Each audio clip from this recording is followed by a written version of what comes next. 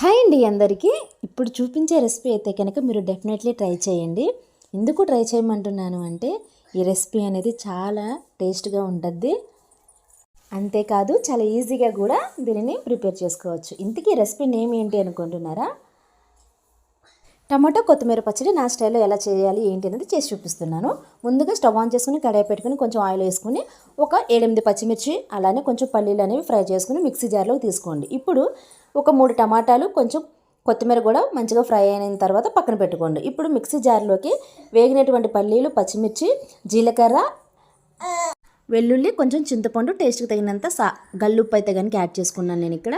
వేసుకుని ఒకసారి మిక్సీ పట్టుకోవాలి. ఇప్పుడు టమాటా, కొత్తిమీర కూడా యాడ్ చేసుకుని ఇంకోసారి మిక్సీ పట్టుకుని ఈ పచ్చట్లోకి కొంచెం తాలింపు వేసుకుంటే కనుక చాలా బాగుంటుంది. ఇడ్లీ, దోశ, అన్నం దేనిలోకైనా కూడా ఈ చట్నీ అయితే కనుక చాలా అంటే చాలా టేస్ట్గా ఉంటుంది. డెఫినెట్లీ మీరు కూడా ట్రై చేయండి.